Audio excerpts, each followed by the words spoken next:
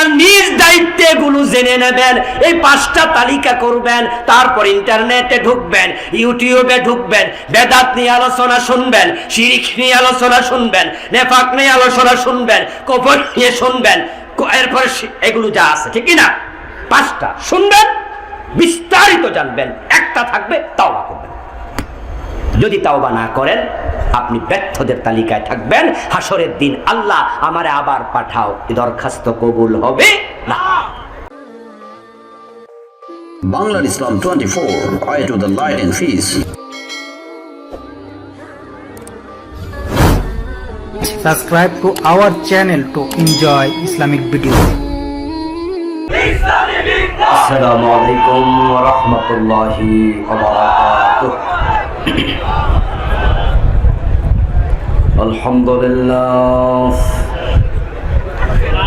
Alhamdulillah nahmaduhu wa nasta'inuhu wa nastaghfiruh. ونعوذ بالله من شرور أنفسنا ومن سيئات أعمالنا من يهد الله فلا مضل له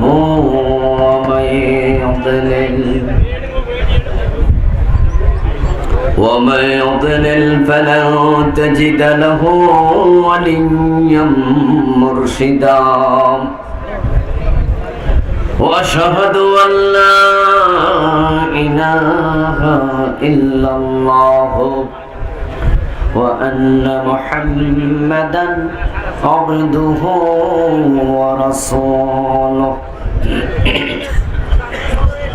أما بعد فقد قال الله تعالى في كلامه المجيد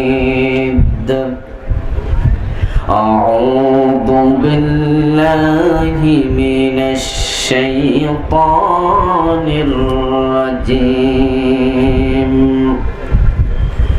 بسم الله الرحمن الرحيم قل هل ننبئكم بالأخسرين أعمالا الذين ضل سعيهم في الحياة الدنيا وهم يحسبون أنهم يحسنون صنعا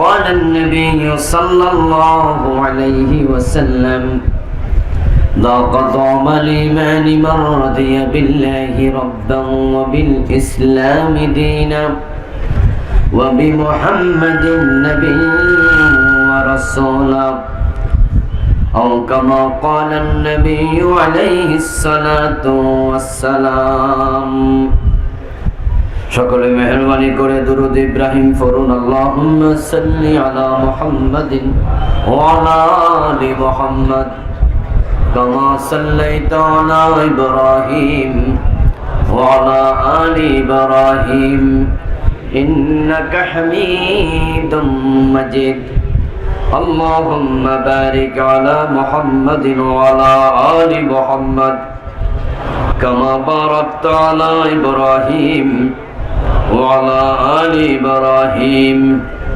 إنك حميد مجيد اللهم صل وسلم وبارك عليه فازل فرسن Islamia মাদ্রাসা কর্তৃক আয়োজিত আজকের এই নবম বার্ষিক তাফসীরুল কোরআন মাহফিলের মুআজ্জাজ মুকাররম সম্মানীয় সভাপতি, বিশিষ্ট সমাজসেবক ও শিক্ষানুরাগী, এলাকার সর্বজন শ্রদ্ধেয় মুরব্বী মহতারাম জনাব আলহাজ মোহাম্মদ মুর্তজা খোকা সাহেব, আল্লাহ তাআলা উনার নেক হায়াত দারাজ করুন। যতদিন আল্লাহ তাআলা বাঁচিয়ে রাখবেন সুস্থতার সাথে বাঁচিয়ে রাখুন। সম্মানীয় প্রধান অতিথি, এলাকার কৃতি সন্তান, ফেনী জেলা পরিষদের সম্মানীয় সদস্য, নন্দিত জননেতা জনাব নুরুল আফসার আপন সাহেব, যিনি একবারে আপন মানুষের মতোই কাজ করলেন, আল্লাহ তাআলা তার যোগ্যতা আরো বাড়িয়ে দিন, দ্বীনের জন্য কবুল করে নিন। মহতারাম জনাব জমিরউদ্দিন ভূঁইয়া সাহেব সহ অন্যান্য সম্মানীয় অতিথিবৃন্দ, মহতারাম মৌলানা মুহাদ্দিস রফিকুল্লাহ আফসারী সাহেব বাদ মাগরিব, যিনি অত্যন্ত চমৎকারভাবে আলোচনা উপস্থাপন করেছেন, মহতারাম মৌলানা হারুনুর রশিদ সাহেব সঙ্গত কারণে আজকে আসতে পারেননি, অন্যান্য সম্মানীয় আলোচক বৃন্দ, মহতারাম উলামায়ে কেরাম, ইসলাম প্রিয় তাওহীদি জনতা, পর্দার অন্তরালের সতী সাধবী সম্মানিতা মা ও বোনেরা, আপনারা কেমন আছেন? আলহামদুলিল্লাহ, আমিও ভালো আছি। আল্লাহ তাআলা আমাদের সকলকে ভালো রাখুন, সুস্থ রাখুন, যতদিন বাঁচিয়ে রাখবেন ঈমানের সাথে রাখুন। ফ্যান বন্ধ হলো কেন?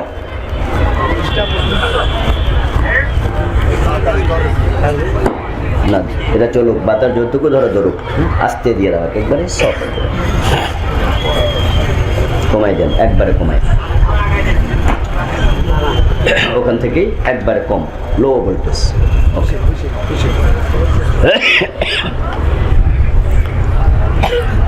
আল্লাহ তাআলার পবিত্র দাতের লাখো কোটি শুকরিয়া জ্ঞাপন করছি, যে মহান মনিব অত্যন্ত মেহেরবানি করে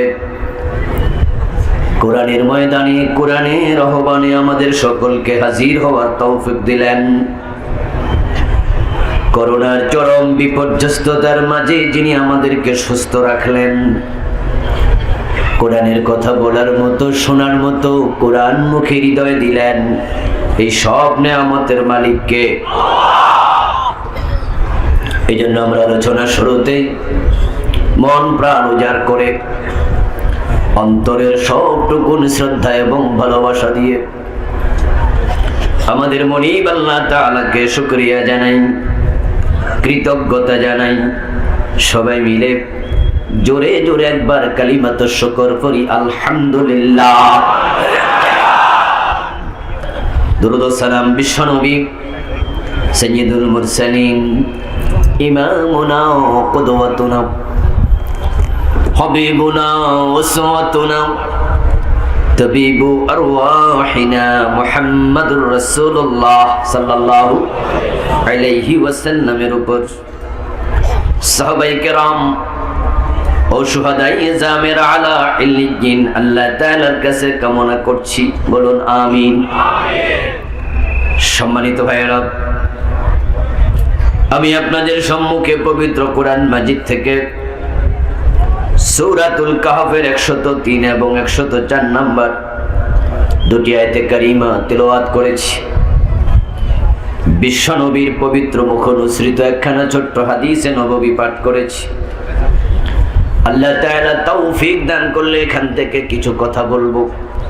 ওয়া মা তৌফিকি ইল্লা বিল্লাহ। আল্লাহ তাআলা বলেন, কুল, হে নবী বলুন, হাল নুনাব্বিউকুম, আমি কি তোমাদের খবর দেব নাকি, বিল আখসারিনা আমালা, এমন কিছু মানুষের ব্যাপারে যারা আমলের দিক থেকে ক্ষতিতে নিমজ্জিত, আল্লাযীনা দাল্লা সাইয়ুহুম ফিল হায়াতিদ দুনিয়া, দুনিয়ার জীবনে যাদের সব কর্ম তৎপরতা ব্যর্থ, ওহুম ইয়াহসাবুন, অথচ তারা মনে করে, ধারণা করে, আন্নাহুম ইউহসিনুনা সুনআ, তারা বড়ই ভালো কাজ করে চলছে, তারা যে ব্যর্থ এটা তারা টেরও পায় না। আমলের দিক থেকে কিছু মানুষ ক্ষতিতে পড়ে গেছে, হে নবী আপনি উম্মতকে বলুন তাদের খবর আমি দেব নাকি। যারা আমল করেও ক্ষতিতে, তাদের সব তৎপরতা ব্যর্থ, আল্লাহর কাছে কোনো আমল পৌঁছে না। ওই মানুষগুলোর খবর আমি দেব নাকি? বলুন তো, তাদের খবর আমাদের জানা দরকার আছে না নাই? আল্লাহ না করুন যদি তাদের তালিকায় আপনার নিজের অজান্তেও নামটা থাকে, উপায় নেই। কারণ আমরা কেউ ব্যর্থ হতে চাই না। এখানে ব্যর্থতা বলতে দুনিয়ার ব্যর্থতা বোঝানো হয় নাই, বরং এখানে ব্যর্থতা বলতে আখিরাতের ব্যর্থতা বোঝানো হয়েছে। দুনিয়াতে মানুষ একবার ব্যর্থ হলে আরেকবার সফল হওয়ার সুযোগ আছে, কিন্তু আখিরাতে একবার ব্যর্থ হলে সফলতার নতুন কোনো সুযোগ আর নেই। আর আমার আলোচনা আপনারা যারা শুনতে এসেছেন, নিশ্চয়ই আমরা হৃদয় থেকে বিশ্বাস করি আখিরাত বলতে একটা জিনিস আছেই। আখিরাত থাকতেও পারে নাও পারে, এমন কনফিউজ নাকি আমরা? সন্দিহান? আমরা সবাই ইয়াকিন পোষণ করি, দৃঢ়তার সাথে বিশ্বাস করি দুনিয়ার জীবনের পরে আরেকটা জীবন আছেই, এতে কোনো সন্দেহ নেই। আসলে সাইকোলজিক্যালি, মনস্তাত্ত্বিকতার দিক থেকে, যুক্তির দিক থেকেও আখিরাত লাগবেই। এজন্য পৃথিবীর অধিকাংশ মানুষই আখিরাতে বিশ্বাসী। নাস্তিকের সংখ্যা পৃথিবীতে খুবই কম। হিন্দুরাও স্বর্গ নরকে বিশ্বাস করে, ঠিক না?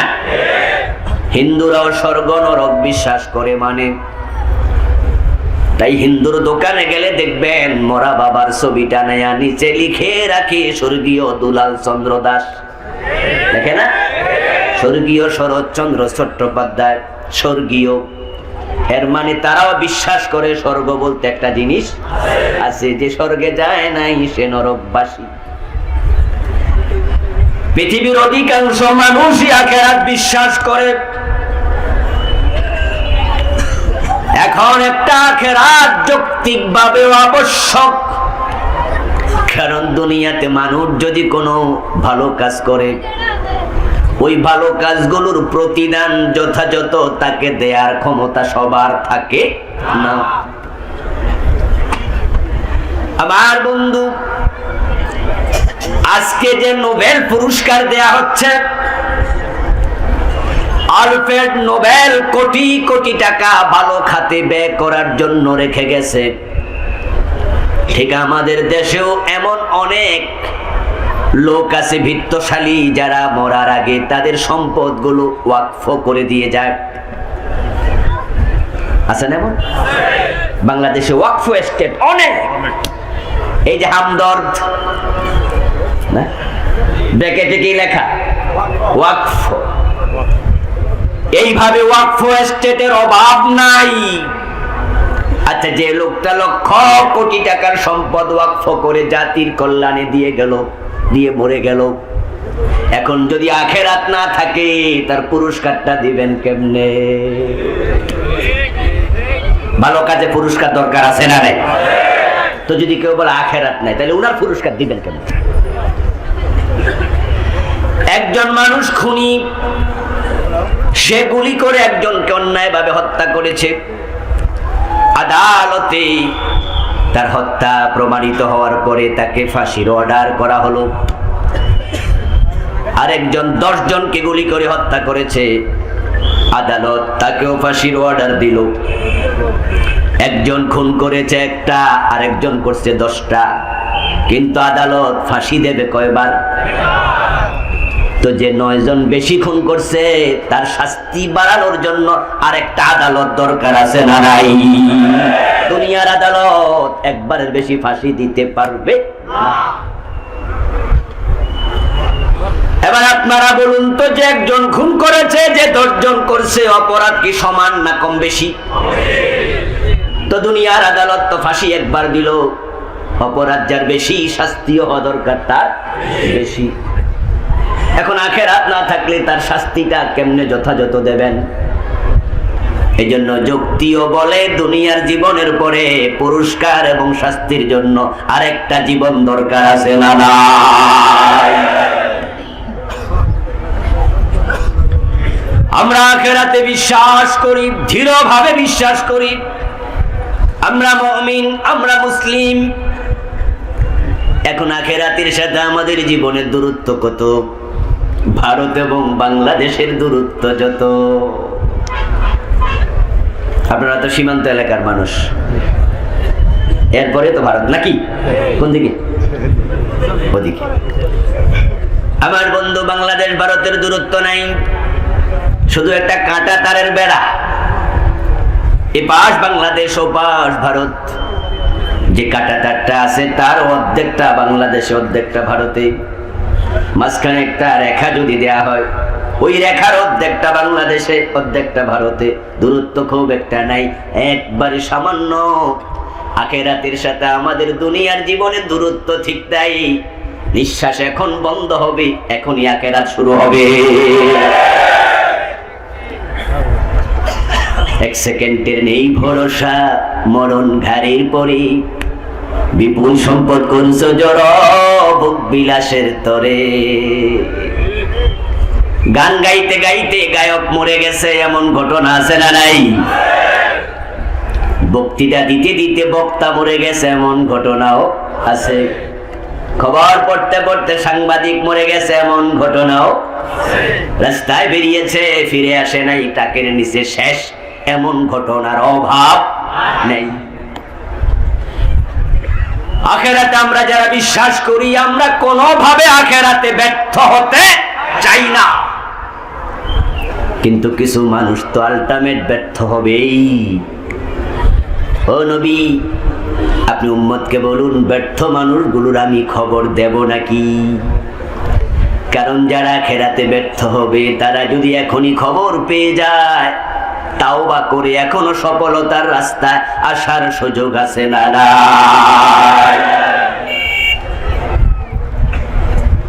আল্লাহ পাক রব্বুল আলামিন পশ্চিম দিক থেকে সূর্য যখন উদিত হবে, তখন তাওবার দরজা বন্ধ করবেন। এর আগে তাওবার দরজা থাকবে খোলা। 100 জন খুন করেও তাওবা করেছে, জান্নাত পেয়েছে, এমন হাদিসও আছে না নাই? আপনি সফল হওয়ার পথ এখনো আছে, তাওবার সুযোগ আছে। কিন্তু কিছু মানুষ আছে যারা ফিরে আসবে না, তাওবা করবে না। হাসরের ময়দানে আল্লাহর সামনে হাজির হবে। হাজির হয়ে দেখবে আমল নামাটা এরকম সাদা কাগজের মতো, একটা নেক নেই। অথচ লোকটা নামাজি ছিল, রোজা রেখেছে, হজ করেছে, যাকাত দিয়েছে। বলবে, আল্লাহ আমি তো নামাজ কাজা করিনি, সওয়াব কোথায়? আমি তো 3 বার হজ করেছি, আমি তো লাখ টাকা যাকাত দিয়েছি, ইমাম সাহেবকে প্রতি সপ্তাহে 1 বেলা আমি খাওয়াইছি, 500 টাকা নিয়মিত মসজিদে চাঁদা দিছি। হুজুর রান্না বলেছে 1 টাকা দিলে 10 টাকার সওয়াব হয়, আমার সওয়াব কই? আল্লাহ তাআলা বলবেন, বান্দা তুই কি সূরা আল কাহফের 103-4 নম্বর আয়াত পড়স নাই, যেখানে আমি বলেছি কিছু লোক আমল করেও ক্ষতিগ্রস্ত, তোর নাম তো তাদের তালিকাতে আছে।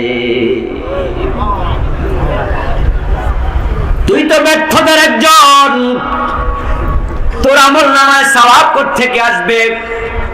তুই তো এমন কিছু কাজ করেছ যে কাজের কারণে তোর ঈমান শেষ, তোর আমল কবুল হওয়া শেষ, তুই বরবাদ। আমার বন্ধু বলুন তো, আমাদের দেশে কাদিয়ানি নামে একটা সম্প্রদায় আছে না নাই?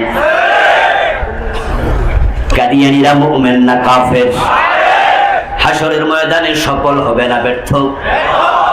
কিন্তু তারা কি নামাজ পড়ে না, মসজিদ বানায় না, আযান ইকামত দেয় না, আমল করে, কিন্তু আমল একটাও কবুল হয় না, কারণ তাদের ঈমানটাই নেই। ঈমান হলো একের মতো, আমল হলো ডান পাশের শূন্যের মতো।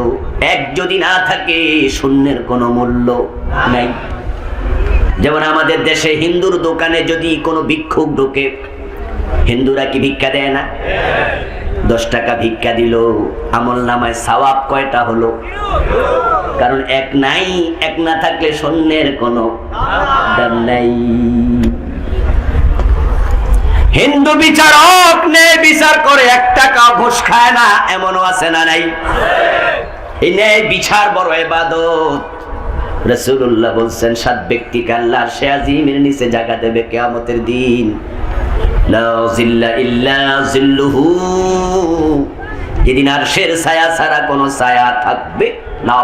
তার মাঝে 1 নাম্বার আল ইমামুল আদিল, যে ন্যায় বিচারক শাসক, ন্যায় বিচারক নেতা। যে হিন্দুটা 1 টাকা ঘুষ খায় নাই, পুরা জীবন ন্যায় বিচার করেছে, সে তো আল্লাহর আরশে আজিমের নিচে জায়গা পাওয়ার কথা, কিন্তু আদৌ পাবে? কারণ তার ঈমান নাই।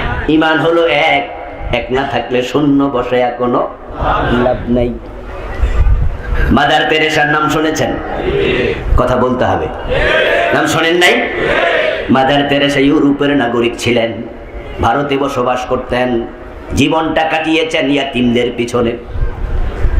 ভারতে শত শত ইয়াতিমখানা খুলেছিলেন, হাজার হাজার ইয়াতিমের মা হয়েছেন, বিয়েটাও জীবনে করেন নাই। কর্মের স্বীকৃতি স্বরূপ নোবেল পুরস্কার পেয়েছেন শান্তিতে, পুরাটা টাকা ইয়াতিমখানায় দিয়ে দিছে। ইয়াতিমের মাথায় হাত বুলালেও সওয়াব হয়, এমন হাদিস আছে কিনা? বিকুল্লি শাওরাতিন হাসানাত, আমার রাসূল বলেন ইয়াতিমের মাথায় যদি শুধু হাতটা বুলায়া দাও, প্রতিটা চুলের বিনিময়ে অসংখ্য নেকি আল্লাহ লিখে দিতে থাকেন। শুধু হাত বুলাইলে নেক, একটা নয়, শাওরাতুন 1 বছর, হাসানাত বহু বছর। বিকুল্লি শাওরাতিন হাসানাত, বিকুল্লি শাওরাতিন হাসানাতুন, এটা বলেন না হাসানাত, আলিফ এবং তা। চুল হলো একটা, তোমার হাতের তল দিয়ে গিয়েছে, সওয়াব হবে অগণিত। সওয়াব দেবেন কে? এবার যে ইয়াতিম পালন করে তার সওয়াব কত? শুধু হাত বুলাইলে এত, পালন করলে কত? قال النبي صلى الله عليه وسلم انا وكافل اليتيم كهاتين في الجنه। বিশ্বনবী বলেন যে ইয়াতিমের লালন পালন করবে, আমি এবং সে পাশাপাশি জান্নাতে থাকবো। ইয়াতিম শব্দটা 1 বছর, বহু বছর হলো আইতাম।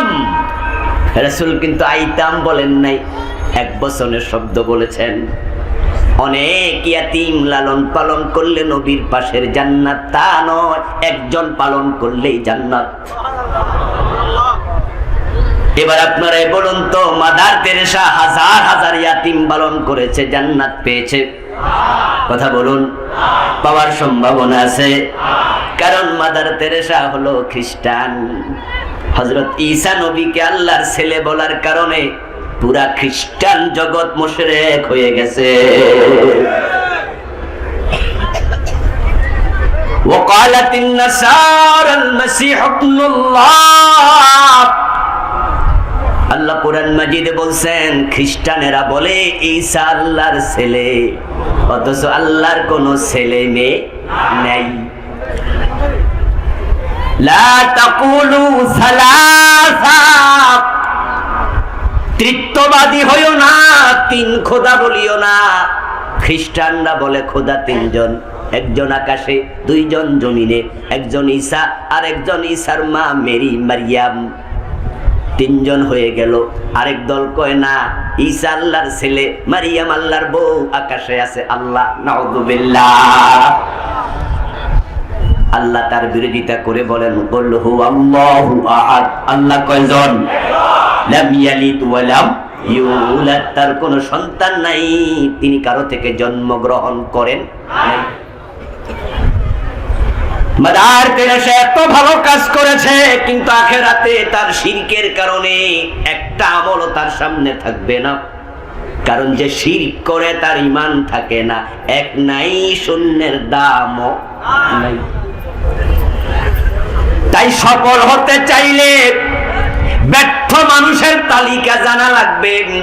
ওই ব্যর্থদের কাতারে নাম থাকলে এখনই তাওবা করতে হবে। যদি ব্যর্থদের তালিকায় নাম রেখে মরে যাও, ও বন্ধু তোমার উপায় নেই। এই আয়াতে কারিমা আল্লাহ তাআলা 1400 বছর আগে নাজিল করলেন। সোনালী যুগে নবী জীবিত, সাহাবারা জীবিত, সেই যুগে যদি কিছু ব্যর্থ মানুষ থাকে, আজকে 1400 বছর পরে ব্যর্থ মানুষের সংখ্যা কমেছে না আরো বেড়েছে? 2-4 জন ব্যর্থ আজকের মাহফিলও থাকার সম্ভাবনা আছে না নাই? ওয়াজটা তাদের জন্য, তারা যেন সফল হতে পারে। শরীরটা ভালো লাগে না, জিমজিম করে, রাতে ভালো ঘুম হয় না, বারবার ক্ষুধা লাগতেছে। আপনজনেরা তখন বলে ডাক্তারের কাছে যাও, একটু বডিটা পরীক্ষা করাও। ডাক্তার পরীক্ষা করে বলল আপনার তো ডায়াবেটিক 23 পয়েন্ট। এমন হয় না? আরে ভাই আপনি পয়সা আছেন কেমনে? আপনি তো শুয়ে যাওয়ার কথা, পড়ে যাওয়ার কথা।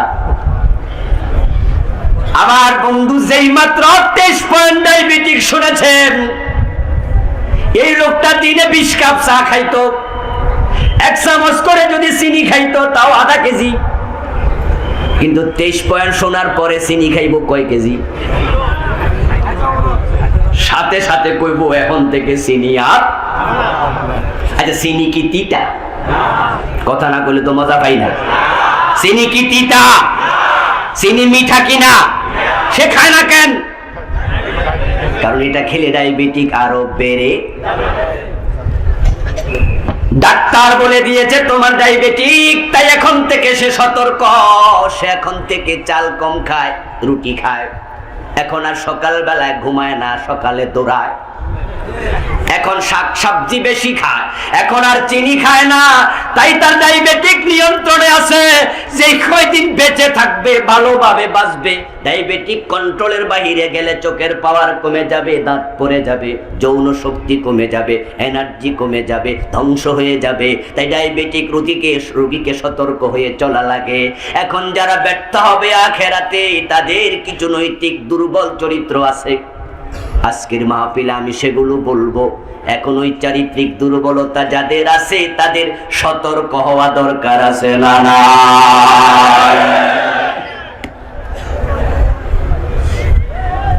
আমার ভাইরাল হাক্কু মুররুন ওয়ালাউ কানা দুররা কুলিল হাক্কা ওয়ালাউ কুনতা ফারদা। আরবি বিখ্যাত প্রবাদ, সেটা হলো সত্য কথা যতই দামি হোক এটা একটু তিতা তিতা লাগে। শিয়ারে কাফের বলে দেন, শিয়ারে ফাসিক বলে দেন, কাদিয়ানিরে কাফের বলে দেন, অমুকরে মুশরিক তুশরিক বলে দেন। বলেছেন মাদার তেরেসারে আরো 40 বার কোন কোনো অসুবিধা নাই, কিন্তু আমারে কওয়া যাইব না। এখন সত্য যদি তিতা হয়, ডাক্তারের প্রেসক্রিপশন মোতাবেক তিতা ওষুধ যদি হয় সেটাও সেবন করা লাগে। আমরা আপনাদের কলবের ডাক্তার, আর এমবিবিএস, এসপিপিএস, এফআরসিএস তারা হলো বডির ডাক্তার, ঠিক না? ওরা যখন ওষুধ প্রেসক্রাইব করে তিতা ওষুধটাও পকেটের টাকা দিয়ে কিনেন। আবার ডাক্তার আপনাকে পরীক্ষা করে যদি মনে করে ওষুধে সারবে না, ছুরি লাগবে। ছুরিটা ডাক্তারের টাকা কিনে না, কিনার টাকাও রোগী দেয়া লাগে।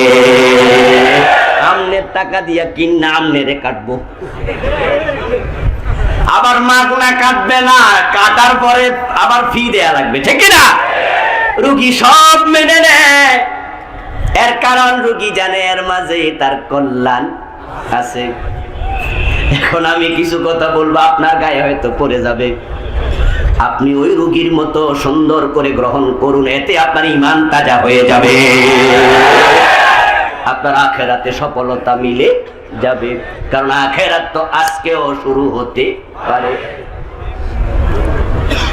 আমার বন্ধু, যে মানুষগুলো ব্যর্থ হবে, আল্লাহ আল্লাহর ঘোষণা পাওয়ার পরে লোকগুলো চিৎকার দিয়ে বলবে রব্বানা, ও আমাদের রব, আমরা যে ব্যর্থ আমরা জানতাম না।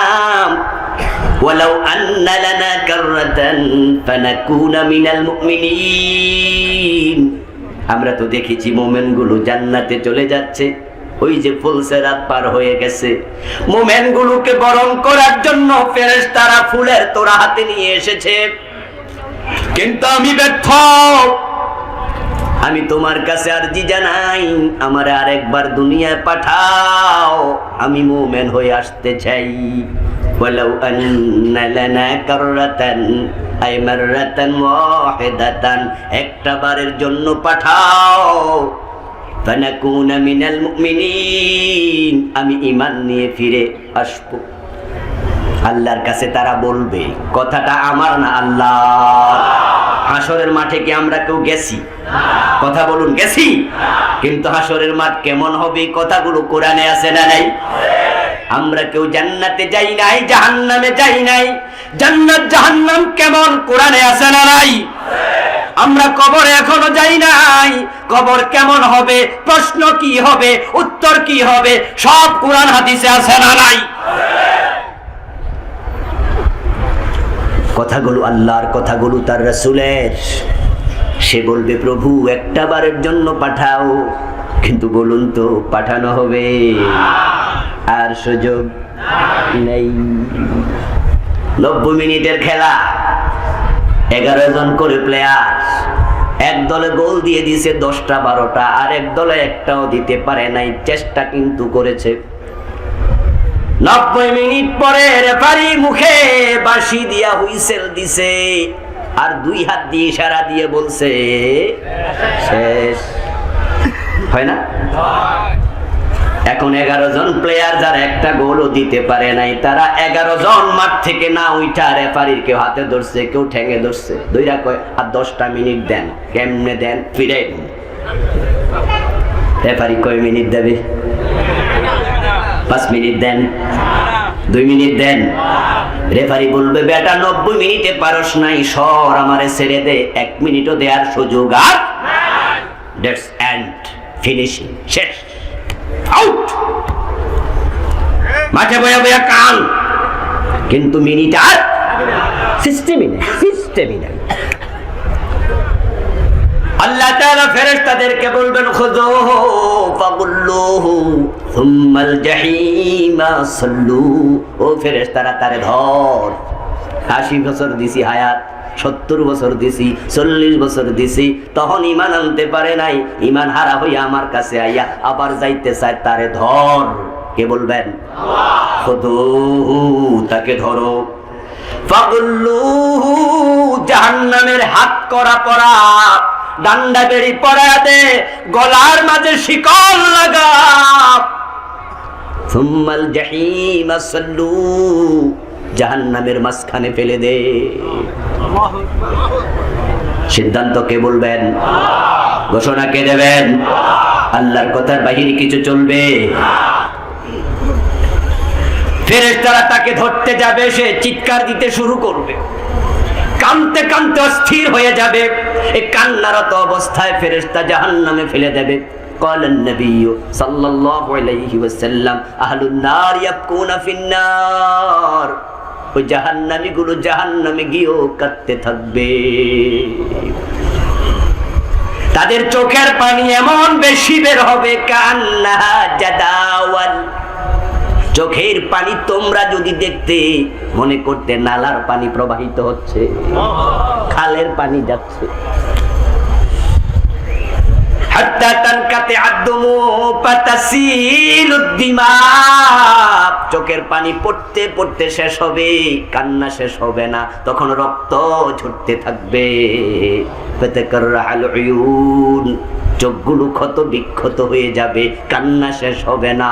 ক্বালু, জাহান্নামে গিয়ে তারা বলতে থাকবে, রব্বানা আখরিজনা মিনহা, ও আমাদের আল্লাহ, আর সহ্য হয় না, জাহান্নাম থেকে আমাদের বের করো। দুনিয়াতে একটা বারের জন্য পাঠাও। ফাইন উদনা ফাইন্না যালিমুন, ওয়াদা দিলাম আর কুফরি করব না, শিরিক করব না, নেফাক করব না, হারাম খামু না, জুলুম অত্যাচার করব না, বেদাতি হব না, ভালো হয়ে যাব। যদি ওয়াদা রক্ষা না করি ফাইন্না যালিমুন, আমরা জালেম মনে যা আসা তাই করিও, আপাতত বের করে পাঠাও দুনিয়ায়, দরখাস্ত কবুল হবে। 40 বছর চিৎকার দিতে থাকবে। 40 বছর চিৎকার দেওয়ার পরে আল্লাহ কথা বলবেন, قال اخسئوا فيها ولا تكلمون। আল্লাহ 40 বছর পরে কথার জবাব দেবেন। কথাটা হলো, লাঞ্ছিত হয়ে জাহান্নামে পড়ে থাক, তোদের সাথে আমার আর কোনো কথা নেই। যেই লোকগুলো ব্যর্থ হয়ে যাবে সেই লোকগুলো জাহান্নামে থেকে যাবে। সেদিন 1000 মন চোখের পানির মূল্য 1 আনাও নাই, চিৎকারের দাম নাই। কিন্তু বলুন তো, আজকে যদি আপনি বুঝতে পারেন আপনি ব্যর্থদের তালিকায় নাম আছে, এখন যদি চোখের পানি ছেড়ে তাওবা করেন, চোখের পানির দাম আছে না নাই? আপনার এক ফোঁটা চোখের পানি জাহান্নামের আগুন নিভাইয়া দেবে। বেশি লাগে না, বেশি লাগে না, 2টি ফোঁটা আল্লাহ তাআলার কাছে খুব বেশি প্রিয়। একটা হলো শহীদের রক্তের ফোঁটা, আর একটা মুমিনের চোখের পানির ফোঁটা। বিশ্বনবী বলেন, শহীদের রক্ত জমিনে পড়ার সাথে সাথে আল্লাহ জাহান্নাম হারাম করে দেয়। মা মিন আবদিন মুমিন ইয়াখরুজু মিন আইনাইহি দুমুউন ওয়ালাউ কানা মিসলু রাসিদ যুবাব মিন খাশিয়াতিল্লাহ হাত্তা ইউসিবা হাররা ওয়াজহিহি ইল্লা হারামাল্লাহু আলাইহিন নার। নবী মুহাম্মদ বলেন, মুমিন যদি আল্লাহর ভয়ে তার 2 চোখ থেকে মাছির মাথা পরিমাণ চোখের পানি ঝরাতে পারে, কাঁদতে পারে, চোখের পানি ছেড়ে দিয়া বলতে পারে, আল্লাহ আমি ফিরে এসেছি, সুবহানাল্লাহ বলেন, আল্লাহ আমি ফিরে এসেছি। আত-তাইবু মিনাজ যামবি কামান লা যামবা লাহ। তুমি গুনাহ করতে করতে যদি পাহাড়ের চূড়া পরিমাণ উঁচু গুনাহ করো, তওবা করো, আল্লাহর ক্ষমা আকাশ পরিমাণ উঁচু। তোমার গুনাহ এমন ভাবে ক্ষমা করবেন যেন তুমি গুনাহই করো নাই। আল্লাহ তাআলা শুধু গুনাহ ক্ষমা করেন না, যারা ফিরে আসে, ইল্লা মান তাবা ওয়া আমানা ওয়া আমিলা আমালান সালিহা উলাইকা ইউবাদদিলুল্লাহু সাইয়্যাতিহিম হাসানাত।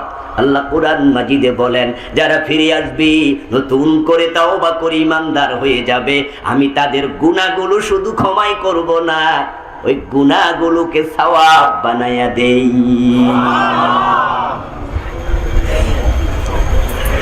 রাস্তা খোলা আছে, এখনো বড় হওয়ার সুযোগ আছে। মুমিনের 2 চোখ থেকে 1 ফোঁটা মাছির মাথা পরিমাণ পানি তার গণ্ডদেশ স্পর্শ করার সাথে সাথে নবী মুহাম্মদ বলেন, আল্লাহ জাহান্নাম হারাম বানায়া দেয়। রাত অনেক গভীর হয়ে যাচ্ছে, আর দেরি নয়, চলুন তালিকাটা জেনে বাড়ি যেতে চাই। যে মানুষগুলো হাসরের ময়দানে ব্যর্থ হবে, কোনো আমল কবুল হচ্ছে না, শেষ, তাদের তালিকাটা জানবেন আর নিজেরে খুঁজবেন। আমার বন্ধু, ডিবি লটারি লাগে, যখন সিটি আসে, লটারির সিটি, তালিকা প্রকাশিত হয় বিভিন্ন জায়গায়, ওই তালিকার মাঝে আমরা নিজের নামটা খুঁজি। যখন রেজাল্ট বের হয়, তখন ছাত্ররা নিজের নামটা তালাশ করতে থাকে, পাশের ঘরে কোন জায়গায় A+ নাকি A, B না C।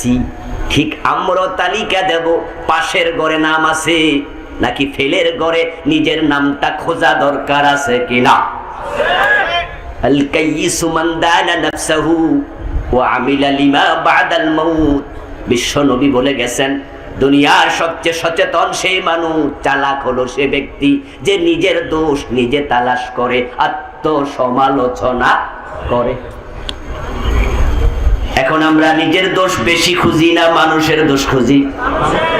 মানুষের দোষ খুঁজতে আল্লাহ মানা করছে, নিজের দোষ খুঁজতে রাসূল কইছে। আমরা এখন পুরা উল্টা চলছি। আল্লাহ সূরা হুজুরাতে বলছে ওয়ালা তাজাসসু, তোমরা অন্যের দোষ তালাশ করিও না।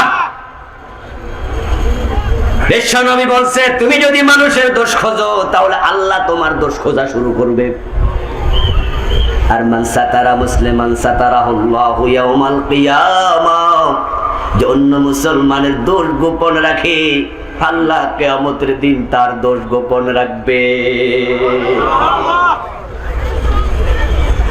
আর যদি তুমি অন্যের পিছনে লেগে যাও, কান খুলে শোনো, মান হাফারা বীরাল লিয়াখিহি ফাকাদ ওয়াকা ফি, বিখ্যাত আরবি প্রবাদ, যে অন্যের জন্য গর্ত খোঁড়ে সে গর্তে নিজেই পড়ে। তুমি যদি অন্যের দোষ খোঁজো আল্লাহ তোমার দোষ খোঁজা শুরু করবে। আজকের মাহফিলে কোনো গুনাহ করেন নাই, দোষ করেন নাই এমন কয়জন আছেন?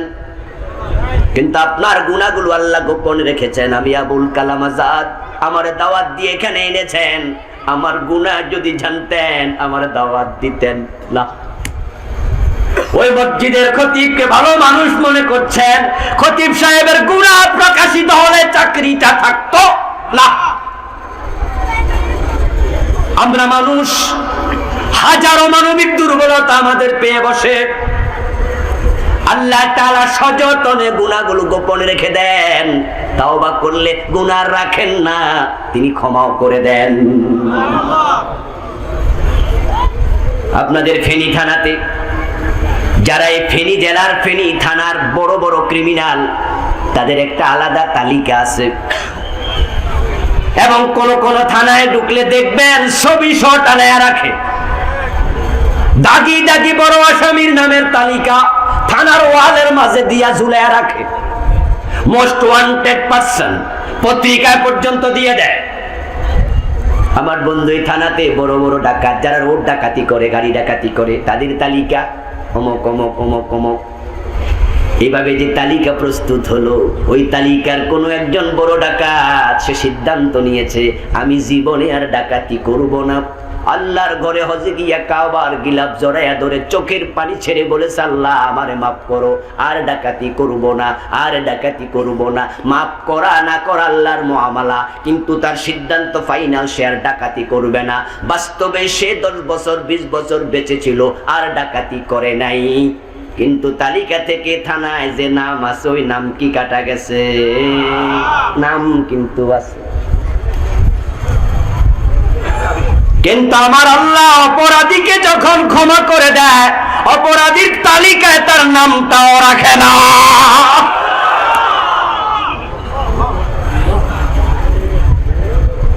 মুসলমান ব্যর্থ মানুষগুলো কারা, তাদের নাম শোনো। এজন্যই শুনে বাড়ি যাবেন ভাই, কারণ আমাদের আমল তো এমনি খুব কম, আমরা অধৈর্য মানুষ। বিশ্বনবী সিজদায় যেতেন, এত লম্বা সিজদা, মায়েশা বলেন আমি মাঝে মাঝে মনে করতাম তিনি বুঝি সিজদায় মরেই গেছেন। এত লম্বা নামাজ পড়তেন, কিরাত এত লম্বা, তারিমাত কদমাহু। সহিহ বুখারীর হাদিস, নবী মুহাম্মদ সাল্লাল্লাহু আলাইহি ওয়াসাল্লামের দুটা পা ফুলে যেত। মায়েশা সিদ্দিকা বলেন উনি রুকুতে গেলে মাঝে মাঝে আমার মনে হতো সিজদার কথা মনে হয় ভুলেই গেছে। রোজা রাখা শুরু করলে 2 দিন 3 দিন 5 দিন 10 দিন টানা রাখতেন, ইফতারও করতেন না, সেহরিও খেতেন না, সাহারিও নাই, ইফতারও নাই। এটার নাম সাওমে বিসাল। এটা নবীর জন্য বিদিত, উম্মতের জন্য নিষিদ্ধ। নবীর কিছু স্পেশাল আমল আছে, কাজ আছে, উম্মত করবে না। যেমন নবী বিয়ে করেছেন একসাথে 11টা, উম্মত করতে পারবে সবচেয়ে বেশি 4টা। নবী সাওমে বিসাল রেখেছেন একাধারে 3 দিন 5 দিন 10 দিন, সেহরিও খান নাই, ইফতারও করেন নাই। একজন সাহাবী শুরু করলো সে রোজা। রাসূল সাল্লাল্লাহু আলাইহি ওয়াসাল্লাম জুমার দিন খুতবা দিতে গিয়ে বললেন তোমাদের কে শুনেছি সাওমে বেসাল শুরু করেছো? একজন সাহাবী দাঁড়ায় বলে, ইয়া রাসূলুল্লাহ সামিনা ইন্নাকা তুওয়াসিল, আমরা শুনেছি আপনি তো রোজা রাখতেছেন।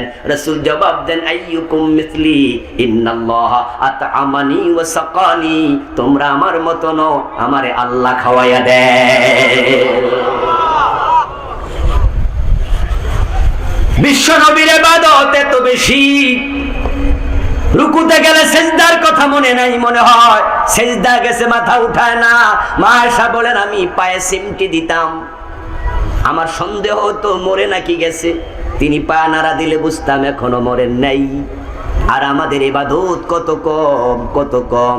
ইমাম যদি 3 বার সুবহান রাব্বিয়াল আলা আস্তে আস্তে পড়ে, মুসল্লির সহ্য হয় না, এক নিঃশ্বাসে 3 বার পড়া ইমাম রে মিস কল দেয়, গলায় কাশ দেয়, ঠিক না? কাশের ধরন দেখে বোঝা যায় এটা আসল কাশ না। মানে সে বুঝাইতে চায়, হুজুর আমার তো শেষ, আপনি কদ্দুর গেছেন। ইবাদত আমাদের বেশি না কম? কথা বলেন, বেশি না কম? এই কমটাও যদি কবুল না হয়, তোমার আমও নাই, সালাও নাই, তুমি ব্যর্থ। এই জন্য আমরা বলি, জাল ছিদ্র হলে চলে, ডুলা যেন ছিদ্র। 5 দল মানুষ হবে ব্যর্থ। প্রথম 3 দল চরম ব্যর্থ, যাদের কপালে জান্নাত নাই। 1 নাম্বার মুশরিক, 2 নাম্বার কাফির, 3 নাম্বার মুনাফিক। এই 3 গ্রুপের জন্য জান্নাত হারাম। ইন্নাল্লাযীনা কাফারু মিন আহলিল কিতাবি ওয়াল মুশরিকিনা ফী নারি জাহান্নাম খালিদিনা ফিহা। আওয়াজ দিয়ে সবাই বলেন নাউযুবিল্লাহ।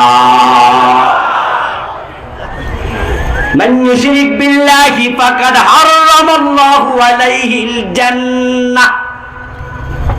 আল্লাহ তাআলা কোরআনে বলেন, যারা আল্লাহর সাথে শিরক করে তাদের জন্য আল্লাহ নিজে জান্নাত হারাম করে দেয়।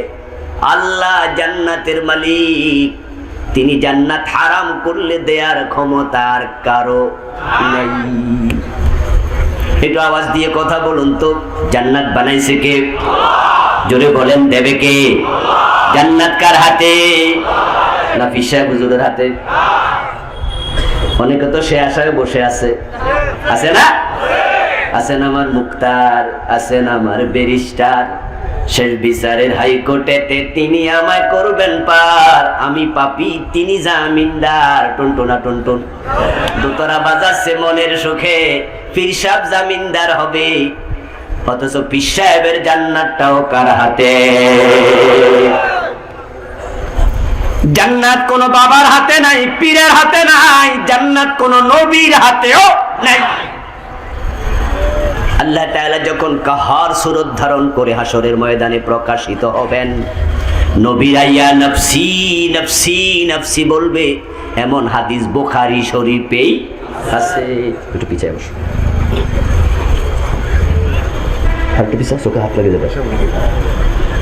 রাসূলুল্লাহ সাল্লাল্লাহু আলাইহি ওয়াসাল্লাম বলেন, হযরত আদম বলবে নফসি নফসি, ঈসা বলবেন নফসি, মূসা বলবেন নফসি, লূত বলবেন নফসি, হুদ বলবেন নফসি, ইব্রাহিম বলবেন নফসি, সালেহ বলবেন নফসি। সব নবী বলবে আমার কি উপায়, আমার কি উপায়। ও আকাউ লাহু সাজিদান ওয়া খিরু লাহু সাজিদান। আমি নবী মুহাম্মদ, আমিও কথা বলবো না আল্লাহর সাথে ভয়ে, আমি সেজদায় পড়ে যাব।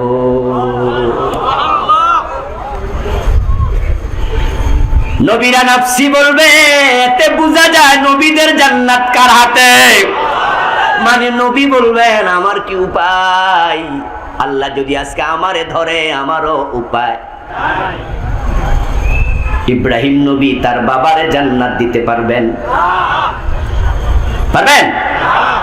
লূত আলাইহিস সালাম নিজের স্ত্রীকে জান্নাত দিতে পারবেন? নূহ নবী ছেলে কেনানকে জান্নাত দিতে পারবেন? নবী মুহাম্মদ সাল্লাল্লাহু আলাইহি ওয়াসাল্লাম চাচা আবু তালেবকে জান্নাত দিতে পারবে? এই জন্য ব্যর্থ হবে 3 গ্রুপ। কুফরি করলে ব্যর্থ, শিরিক করলে ব্যর্থ, নিফাক থাকলে ব্যর্থ। এই 3 রোগের রোগী বাংলাদেশে বেড়ে গেছে।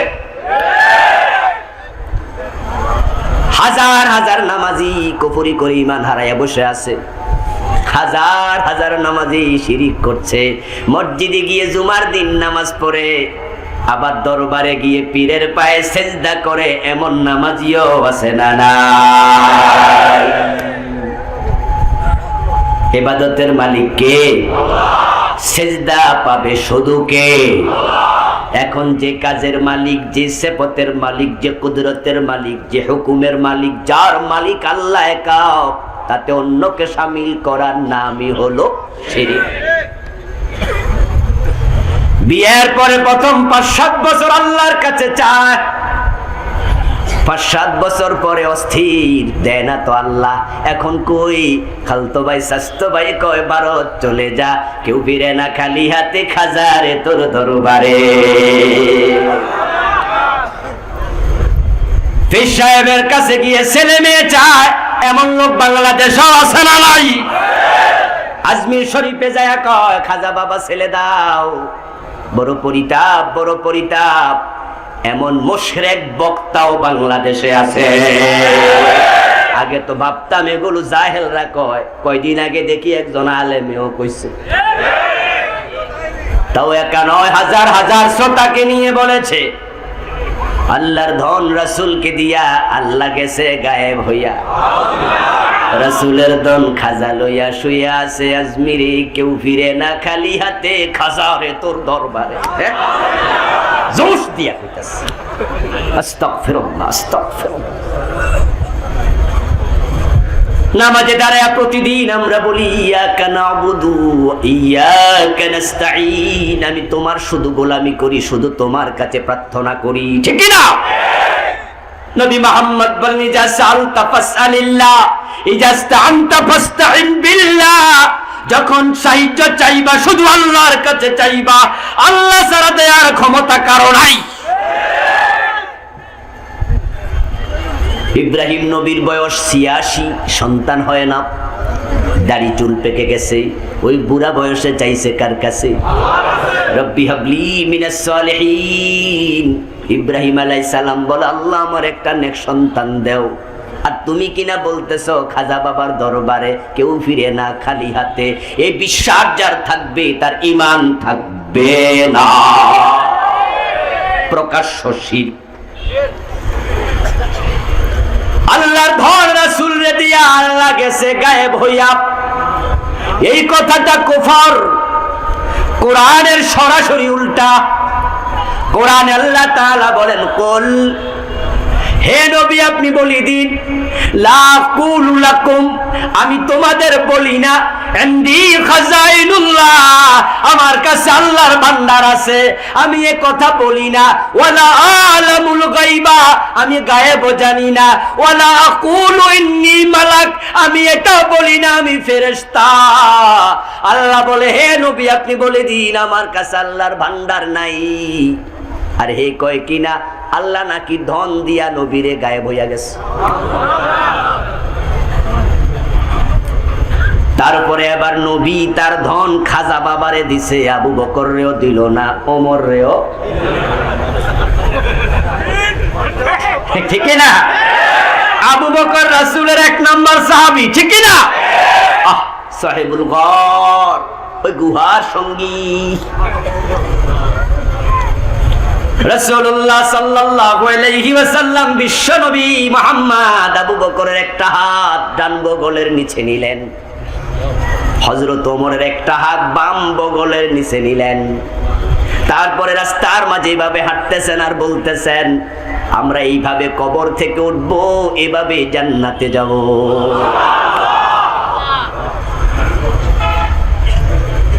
এখন রাসূলের ধন আবু বকর রে দিল না, ওমর রে দিল না, ওসমান রে দিল না, আলী রে দিল না, তলহা রে দিল না, জুবাইর রে দিল না, হযরত ফাতেমারও দিল না, হাসান হোসেন রও দিল না, ইমাম বুখারীরও দিল না, ইমাম আবু হানিফারও দিল না, দিছে খাজা বাবারে।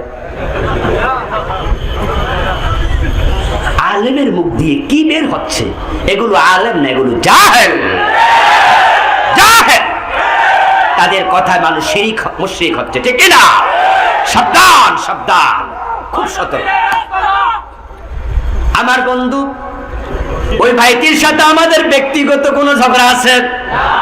জায়গা জমিন লইয়া? উনি আবার পীর, আমি কিন্তু পীরও না। পীর হইলে আপনারা হয়তো মনে করতেন তার মুরিদ আমি বাগাইতে চাই। আমি যেহেতু মুরিদ বানাই না, তার সাথে পিরালি নিয়ে দ্বন্দ্ব নাই। আমরা তাকে আহ্বান করছি, তাকে তাওবা করতেই, এটা শিরক। আমার বন্ধু, শিরিক করলে ঈমান থাকবে না। এখন বাংলাদেশে শিরক চলছে অহরহ। আপনার এলাকায় যদি মাজার থাকে, তাহলে মাজারে গেলে দেখবেন প্রায় প্রত্যেকটা মাজার শিরকের আখড়া হয়ে গেছে। শিরিক হয় না এমন মাজার খুব কম। এজন্য হযরত আলী রাদিয়াল্লাহু তাআলা আনহু বলেছেন, নবী মুহাম্মদ সাল্লাল্লাহু আলাইহি ওয়াসাল্লাম আমাকে পাঠাইছে, সাথে আরেকজন সাহাবী দিয়া বলছে, যত উঁচু কবর আছে সব ভেঙে সমান করে দাও। এজন্য আপনারা জান্নাতুল বাকিতে যাবেন, দেখবেন কবরের কোনো চিহ্ন নাই। জান্নাতুল মুআল্লায় যাবেন, কবরের কোনো চিহ্ন নাই।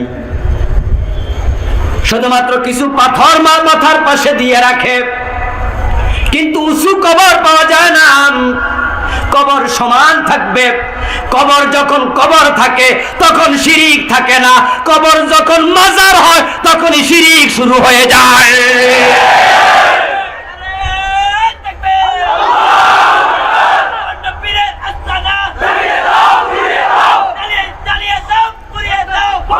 আমার বন্ধু, মসজিদে মাগরিবের টাইমে বিদ্যুৎ চলে গেছে হঠাৎ করে।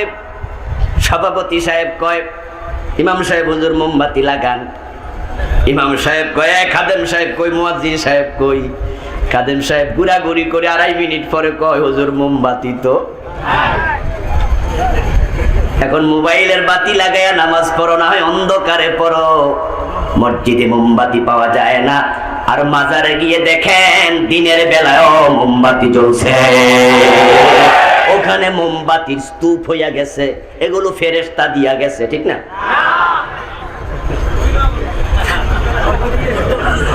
কারা দিল? আপনার আমার মা বোনেরা বেশি, ঠিক না?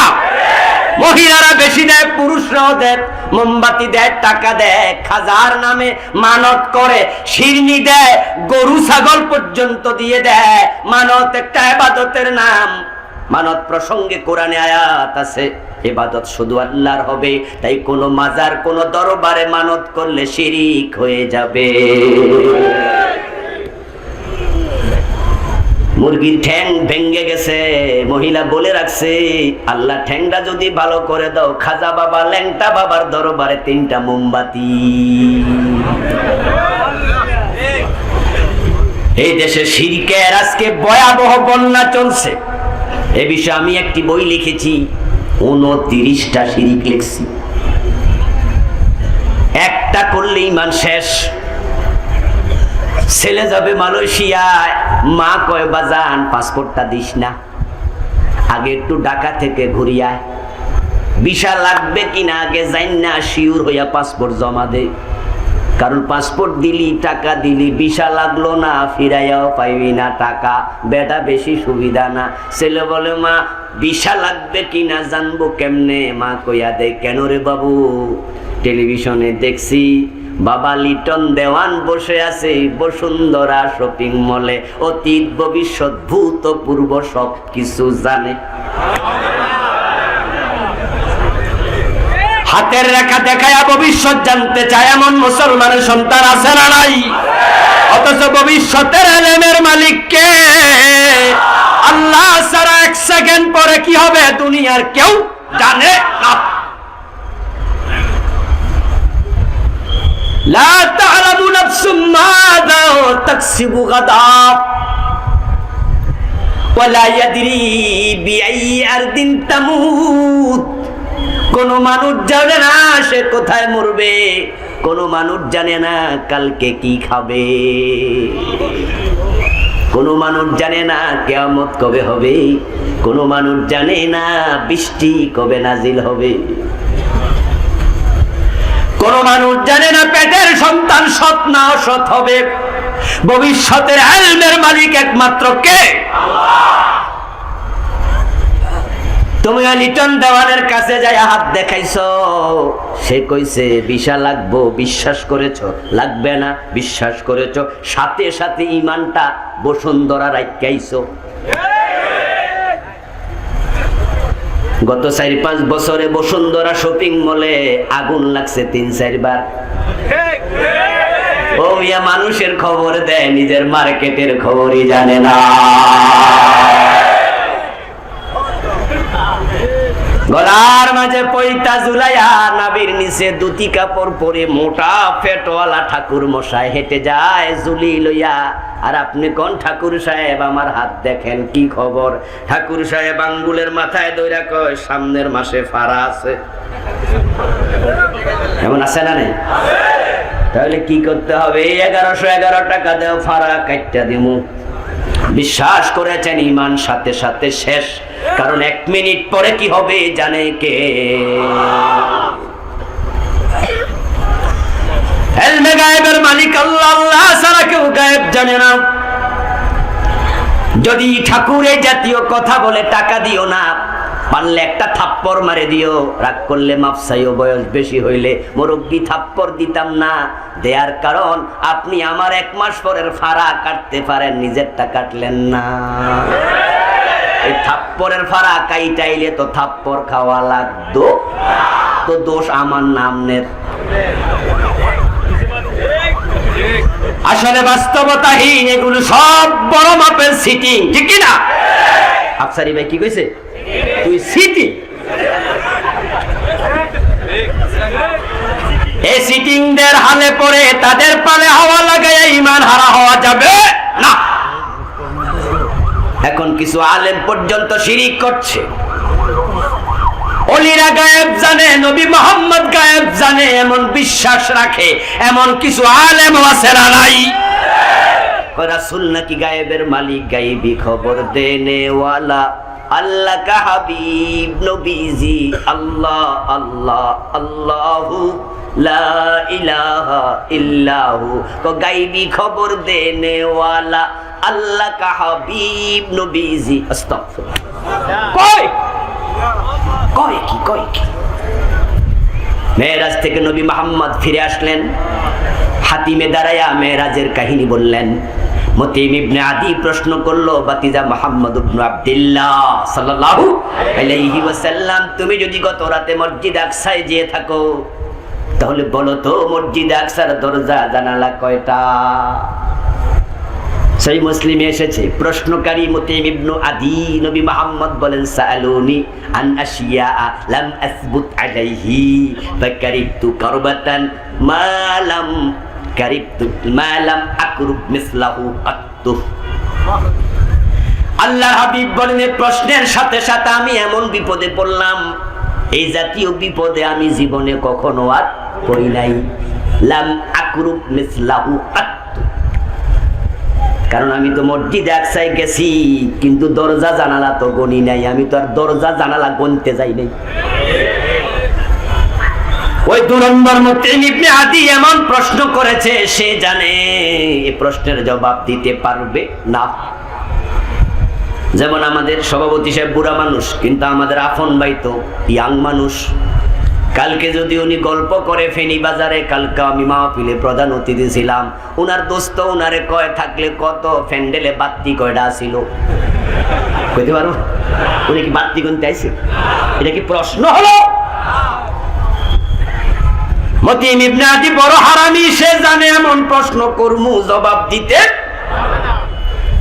রাসূল সাল্লাল্লাহু আলাইহি ওয়াসাল্লাম বলেন, আমি এমন বিপদে পড়লাম, যদি বলে দেই জানি না, তারা হাততালি দিয়ে বলবে, জানবা কেমনে? তুমি যাওই নাই। আর বলি কেমনে? আমি তো জানি না। ফাজাল্লাল্লাহু লিল বাইতাল মুকদ্দাস ফাতাফাকতু আখবিরুহুম আন আয়াতিহি ওয়া আনা আনজুরু ইলাইহি। হঠাৎ করে দেখি আল্লাহ পুরা বাইতুল মুকদ্দাস আমার সামনে হাজির করে দিয়েছেন। আচ্ছা, এই ওয়াজটা কি আপনারা শোনেন নাই? কথা বলতে হবে, শোনেন নাই? বাইতুল মুকদ্দাস হাজির করছে কে? আল্লাহ। ফাজাল্লাল্লাহু লি, আল্লাহ আমার সামনে খুলে দিয়েছে, উপস্থিত করেছে। বাইতুল মুকাদ্দাস হাজির করা কি দরকার? নবী না গায়েব জানে? উনি বললেন, আমি প্রশ্ন করার পরে এমন বিপদে পড়লাম, এই জাতীয় বিপদে আর পড়ি নাই। বিপদে পড়বেন কেন? তিনি না গায়েব জানেন?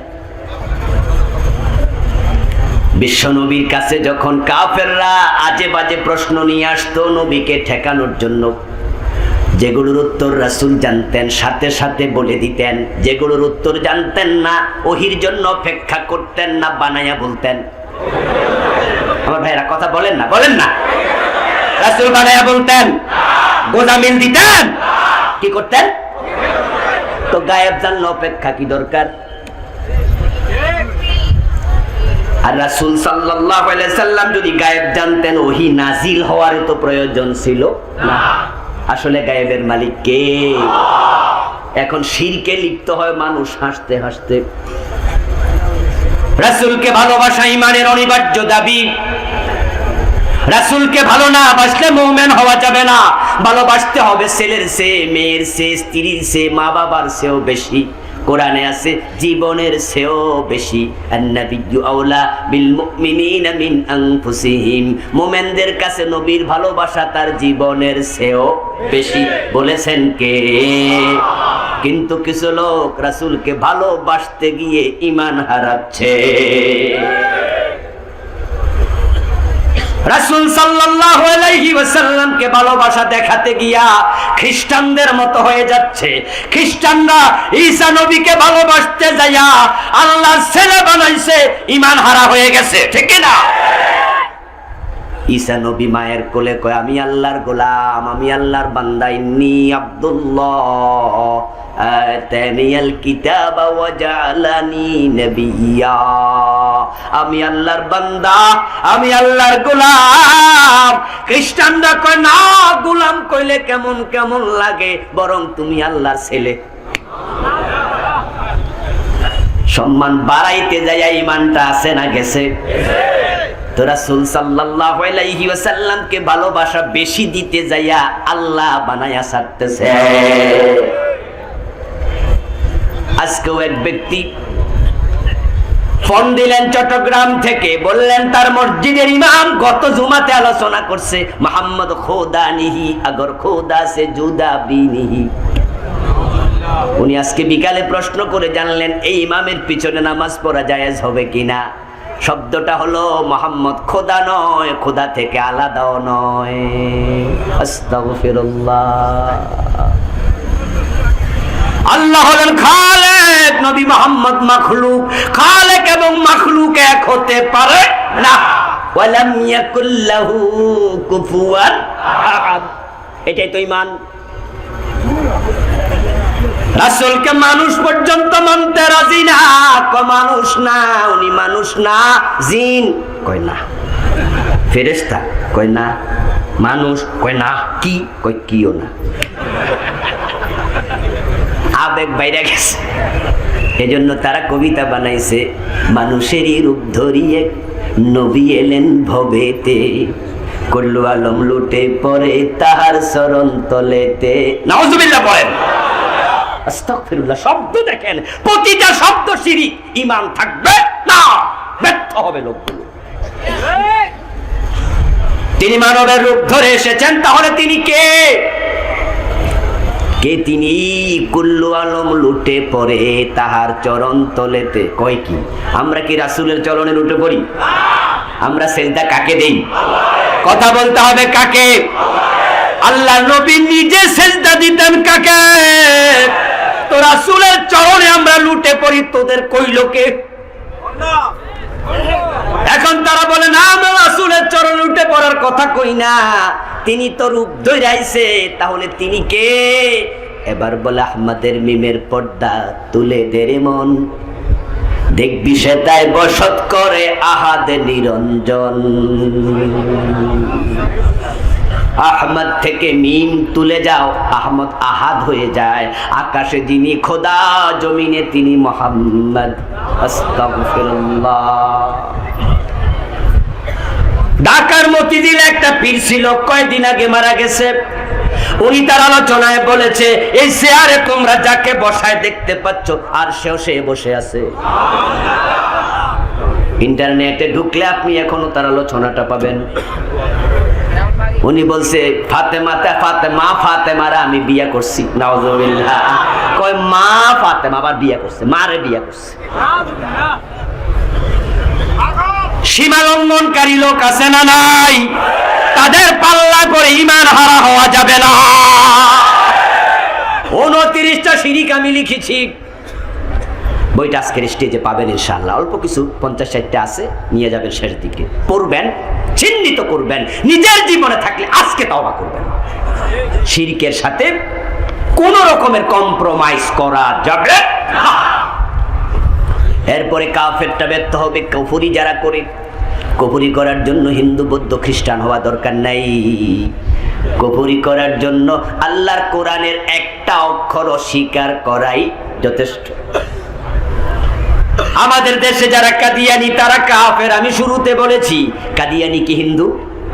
জবাব দেন। বৌদ্ধ, ইহুদি, খ্রিস্টান? তাহলে তারা কেমনে কাফের?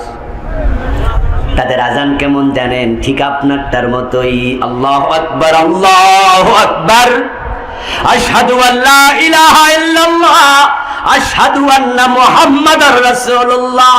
হুবহু আপনার কালেমা, কাদিয়ানির কালেমা। আপনার নামাজ তাদের নামাজ, আপনার রোজা তাদের রোজা, টুপি পাজামা পাঞ্জাবি পাগড়ি দাড়ি মেসওয়াক এভরিথিং আমাদের মতো। তারা তারপরও কাফের, কারণ তারা কোরআনের 4টা অক্ষর মানে না। খা আলিফ তা মিম খাতামান নবিয়্যিন। বিশ্বনবীকে বড় নবী মানে, বড় রাসূল মানে, কিন্তু শেষ নবী। 4 অক্ষর অস্বীকার করেছে, কাদিয়ানির সব শেষ। এ কোরআনে মনে কিতাব, বিসমিল্লাহর বা থেকে মিনাল জিন্নাতি ওয়ান নাসের সিন পর্যন্ত 4 অক্ষর নয়। কেউ 3 অক্ষর না মানলে সেও, কেউ 2 অক্ষর না মানলে সেও, কেউ 1 অক্ষর না মানলে সেও। এটা অঙ্কের মতো, অঙ্কের মতো।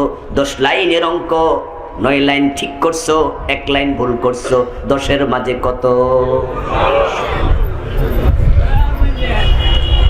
হিন্দু কোরআনের একটা অক্ষর মানে না, হিন্দু কাফের। কাদিয়ানি 4 অক্ষর মানে না, কাদিয়ানিও কাফের। আপনি 1 অক্ষর যদি না মানেন, আপনিও কাফের। কেউ বড় কাফের, কেউ ছোট কাফের, তা নয়। কাফের কাফের সব এক সমান। আখেরাতে সফলতা নাই, চরমভাবে ব্যর্থ।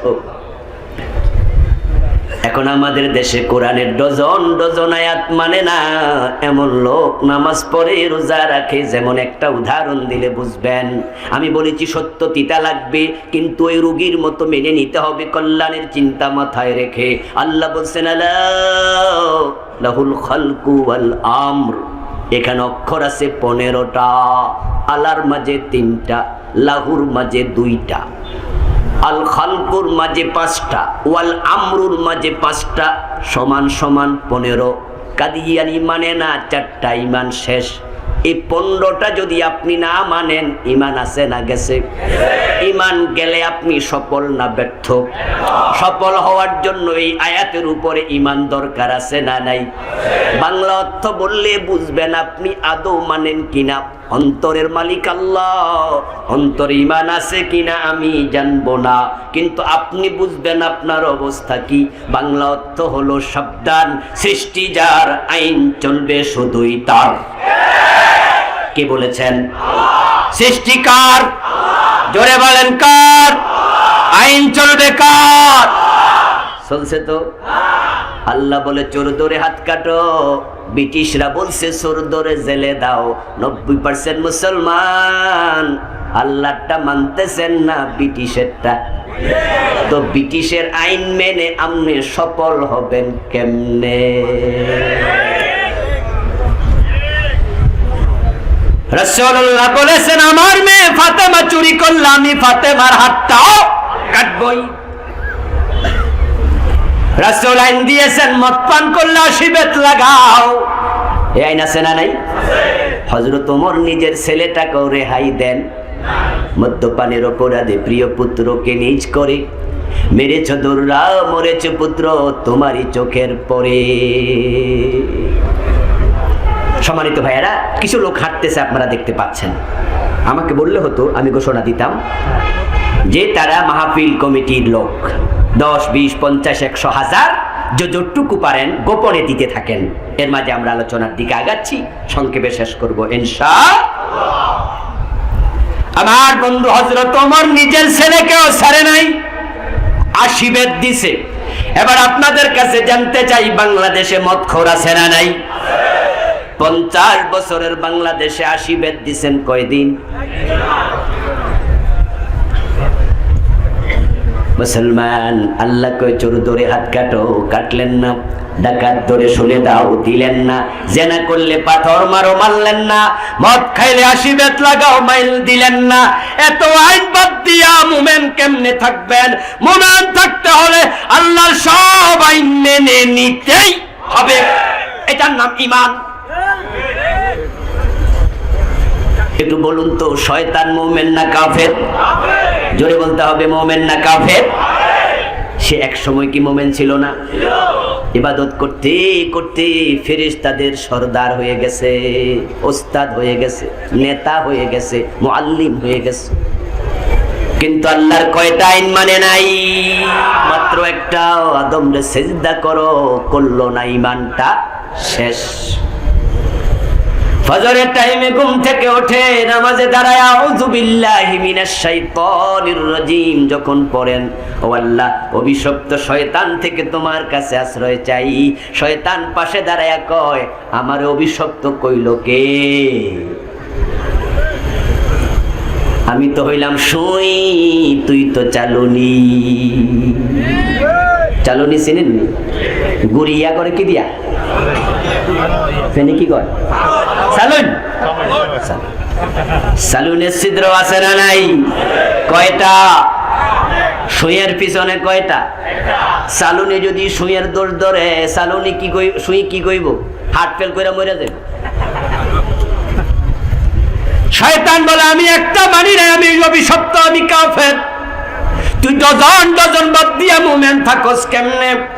আপনি আর আমি ওয়াজ করব, কালকে আল্লাহর দিন কায়েম হয়ে যাবে তা নয়।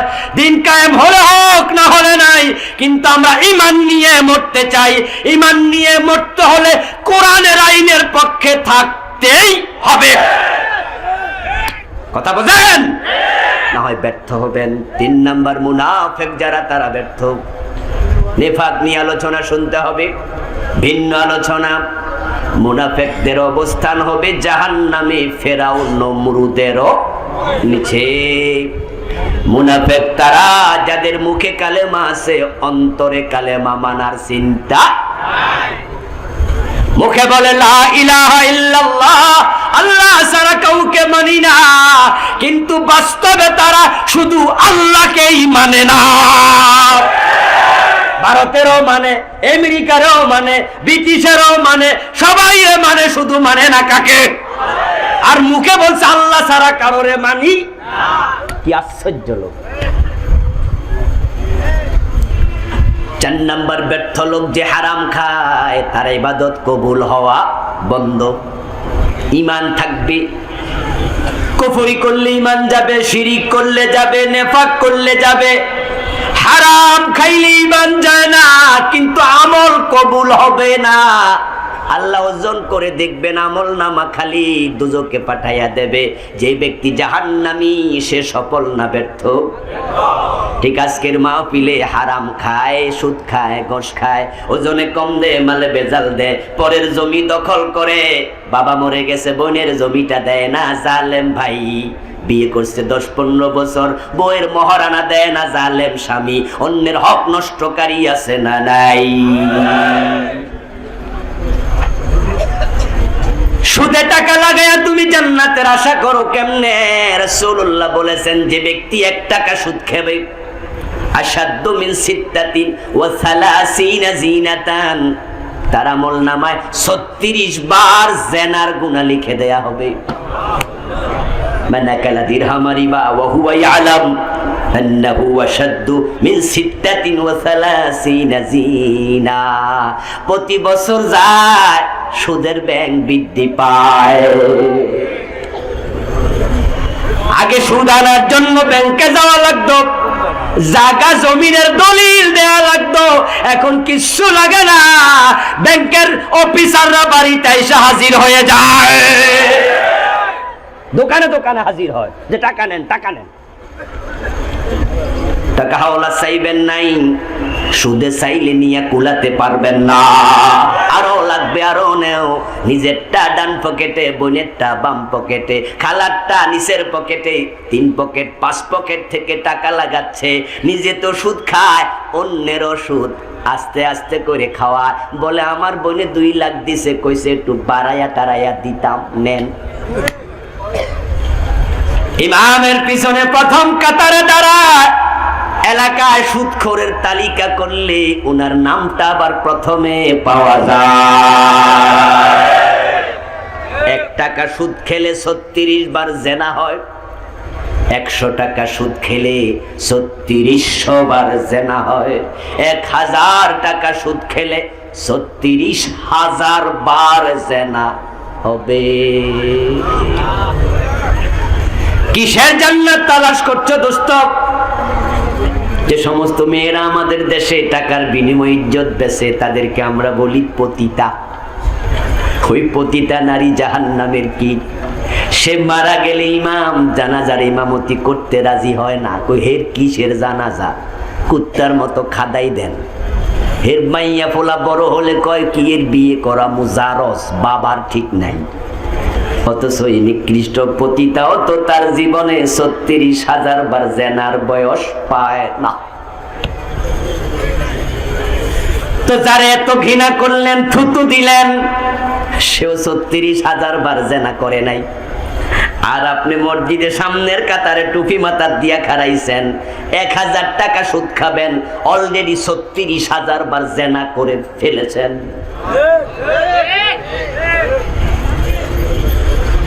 সুদ খেলে 73টা গুনাহ হবে। সবচেয়ে ছোট গুনাহটা হলো মায়ের সাথে জেনা করা। আর কত নিচে নামবেন?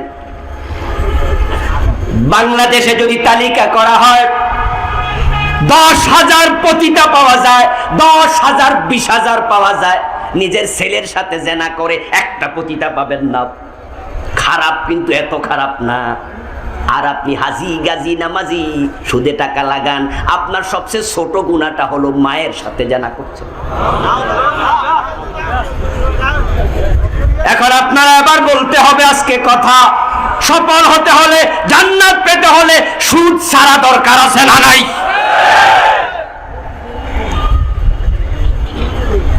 আপনি বড় অফিসার, ঘোষ না খাইলে আপনি সিগনেচারও করেন না, টাকা না পাইলে হাসরের ময়দানে হাজির হবেন, আপনার আমল নামার সওয়াবগুলো আল্লাহ মানুষরে দিয়ে দেবে। ওজনে কম দেন, মালে বেজাল দেন, মানুষ ঠকান, পরের জমি দখল করেন। ও আমার দোস্ত শোনো, রাসূলুল্লাহ সাল্লাল্লাহু আলাইহি ওয়াসাল্লাম বলেছেন, মান আখাযা শিবরাম মিনাল আরদি যুলমা, কেউ যদি জুলুম করে 1 বিঘত জমি কারো দখল করে, সাইয়ুতাওয়াকুহু ইয়াউমাল কিয়ামাতি মিন 7 আরদিন, হাসরের দিন আল্লাহ 7 গুণ বড় করে তার গলায় ঝুলাইয়া দিয়া বলবে, টেনে টেনে সামনে যা। জমিন হবে উপরের দিকে 1 বিঘত, বেড়ে যাবে 7 বিঘত, নিচের দিকেও বাড়বে 7 বিঘত, পুরা জমিন। পৃথিবীর সবচেয়ে গভীর সমুদ্র আটলান্টিক মহাসাগর, যেখানে গভীরতা শেষ, সেটা হলো 36,000 ফিট। 36,000 ফিট লম্বা একটা তার যদি ছেড়ে দেন, রশি ছেড়ে দেন, 2 মণ ওজনের একটা বড় পাথর বেঁধে যেতে যেতে এক পর্যায়ে জমিনে ঠেকবে। এতে বোঝা যায় 36,000 ফিট নিচে জমিন আছে। তো 7 গুণ যদি আল্লাহ বড় করে, তাহলে কত হাজার ফিট হবে? ওই সবটা আল্লাহ গলার মাঝে ঝুলাইয়া বলবে, পরের জমি দখল করছস, এখন টেনে টেনে হাসরের মাঠে নে। পারবেন তো? দুধ মধু রোজ কইরা খাইয়া বল করেন, এরপরে পরের জমি দখল করে। কারো শরীরে বল না থাকলে টানবেন কেমনে? আর টানতে না পারলে পিছনে ফেরেশতা আছে না নাই, পাছার সামরা রাখবে না, বাইরে বলবে যা বেটা সামনে যা।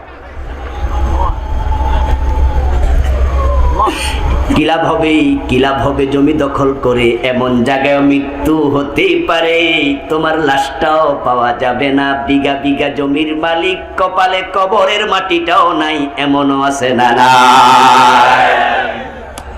সব থেকে যাবে, কবরের মাটিটাও কপালে নাই। 1000 কোটি টাকা হারাম ভাবে ইনকাম করেছ, লাভ কি আমার ভাই?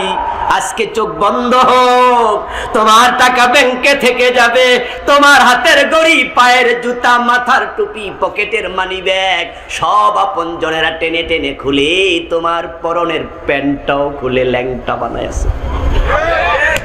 কিচ্ছু রাখবে, কিচ্ছু না। তুমি যদি নারী হও, তোমার নাকের ফুল, কানের ধুল, গলার চেইন, হাতের বালা আপনজনেরা খুলতে খুলতে গায়ের জামা, প্যান্টে তোমার প্যান্ট সালোয়ার সব খুলে তোমাকে দুনিয়ার সাথে সম্পর্কহীন করে ছেড়ে দেবে, কিচ্ছু সাথে যাবে না। এমন জায়গায় মৃত্যু হতে পারে, সাদা 3টা কাপনের কাপড়ও কপালে নেই।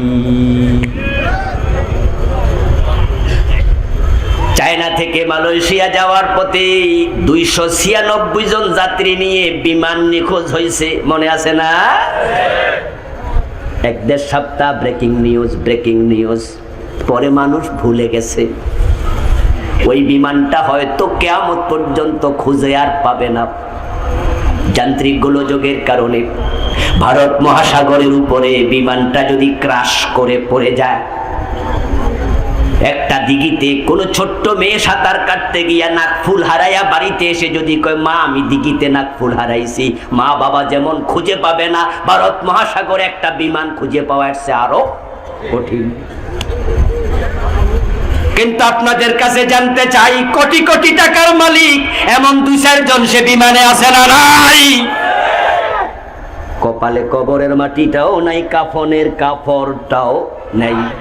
1000 কোটি টাকা কামাই করলা, থেকে গেল, নিতে পারলা না, কিন্তু পরের জমি দখল করছো, ঘাড়ে তুলে দেবে, টানতে তোমাকেই হবে। قال النبي صلى الله عليه وسلم من اشترى ثوبا ب10 دراهم فيه درهم حرام لم يقبل الله له صلاته ما دام عليه। নবী মুহাম্মদ বলেন, যদি 100 টাকা দিয়ে কাপড় কিনো, 1 টাকা হারাম থাকে, বাকি 99 টাকা হালাল হইয়াও কোনো লাভ নেই।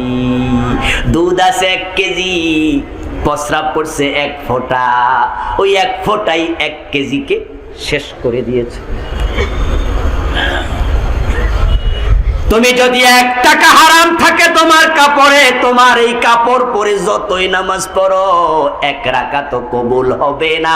হারাম খাওয়া শুরু, ইবাদত কবুল বন্ধ হওয়াও শুরু। 5 নাম্বার ব্যর্থ যে বেদাতের সাথে সম্পৃক্ত হয়ে যায়, তারও ইবাদত কবুল বন্ধ।